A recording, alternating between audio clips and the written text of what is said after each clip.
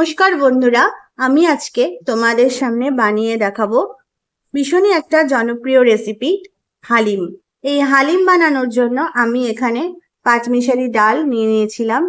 ডালটা আমি সকালবেলা ভালো করে পরিষ্কার করে ধুয়ে ভিজিয়ে রেখেছিলাম। প্রায় 3 থেকে 4 ঘন্টা ভেজানোর পর ডালটাও বেশ সুন্দর ভিজিয়ে ফুলে উঠেছে।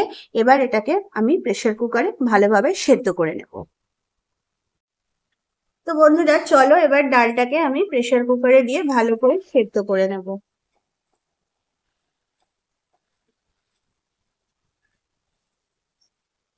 আমি আর এর মধ্যে দিয়ে দেব হাফ কৌটো গোবিন্দভোগ চাল।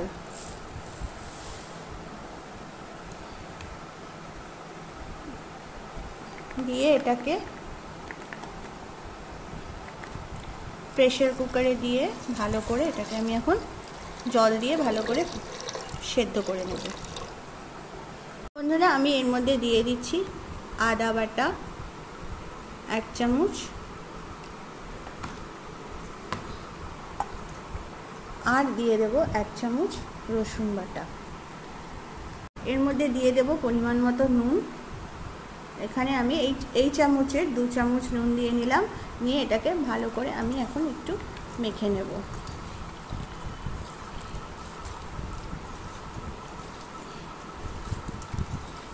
এবার আমি এর মধ্যে দিয়ে দেব 2 টেবিল চামচ টক দই।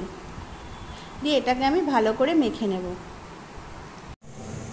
বন্ধুরা এখানে কড়াইতে আমি দিয়ে দিয়েছি সর্ষের তেল, আর এর মধ্যে দিয়ে দেব আমি কুচানো পেঁয়াজ। এখানে আমি 4টে মাঝারি সাইজের পেঁয়াজ কুচিয়ে রেখেছি, সেটা এর মধ্যে দিয়ে দিচ্ছি। দিয়ে এটাকে ভালো করে আমি ভেজে নেব। আর পেঁয়াজটা ভাজার সময় আমি কিন্তু এখানে কোনো রকম কোনো নুনের ব্যবহার করব না। বন্ধুরা এখানে আমি ধনে, জিরে আর শুকনো লঙ্কা ভালো করে এবং কাঁচা লঙ্কা ভালোভাবে বেটে এর পেস্ট বানিয়ে নেব। আর এখানে ধনে, জিরে, কাঁচা লঙ্কা, শুকনো লঙ্কার পেস্ট বানিয়ে নেওয়া একদম কমপ্লিট।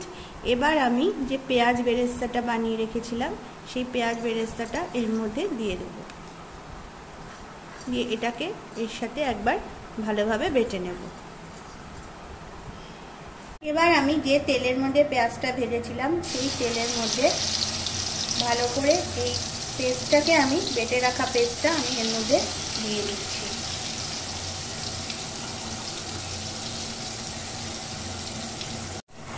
এবার আমি এর মধ্যে ম্যারিনেট করা চিকেনটা দিয়ে দেব, আর খুব ভালো করে এটাকে কষিয়ে নেব।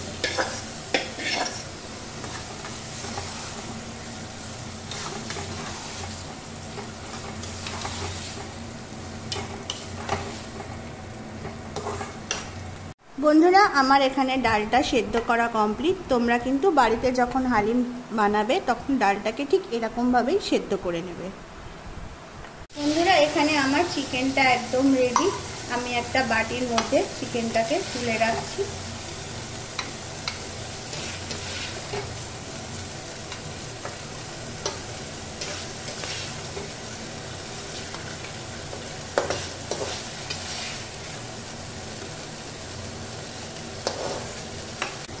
আমি যে কড়াইতে চিকেন রান্না করেছিলাম সেই কড়াইয়ের মধ্যে এই সেদ্ধ ডালটাকে ভালোভাবে দিয়ে দেব।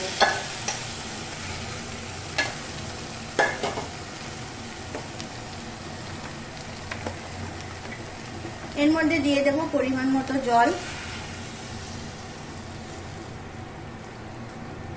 এখন আমি গ্যাসের ফ্লেমটা হাইতে করে নেব।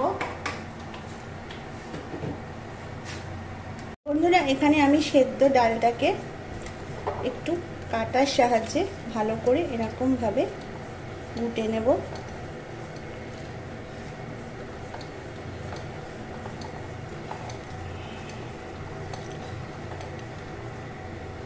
এবার আমি এর মধ্যে দিয়ে দেব পরিমাণ মতো হলুদ। এটা দেওয়ার পর বন্ধুরা আমাদের কিন্তু নাড়তে হবে ভালোভাবে, নালে কিন্তু কড়াইয়ের নিচে লেগে যেতে পারে।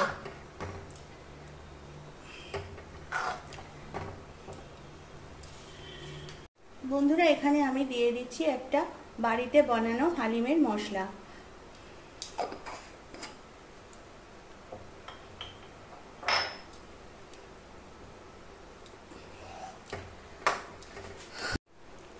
এখানে আমি দিয়ে দিচ্ছি যে চিকেনটা করে রেখেছিলাম, সেই চিকেনটা সবটা আমি দেব না, কিছুটা দিয়ে দিলাম। আমি চিকেনটাকে থেঁতা করে নিয়েছি, এবার সেই থেঁতা করা চিকেনটা এর মধ্যে, এবার বন্ধুরা এটাকে ভালোভাবে নাড়তে থাকতে হবে যাতে তলায় লেগে না যায়।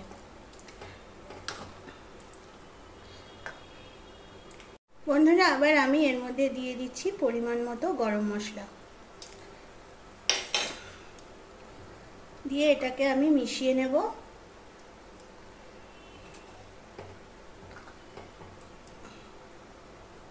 এখানে আমাদের হালিম একদম রেডি সার্ভ করার জন্য। আর এই রেসিপিটা কিন্তু রুটি, পরোটা সব কিছুর সাথে খেতে কিন্তু ভীষণই ভালো লাগে। তোমাদের যদি এই রেসিপিটা ভালো লেগে থাকে তাহলে অবশ্যই তোমরা বাড়িতে একবার ট্রাই করো। আজ এই পর্যন্তই, আসবো আবার নতুন একটা রেসিপি ভিডিও নিয়ে। টাটা।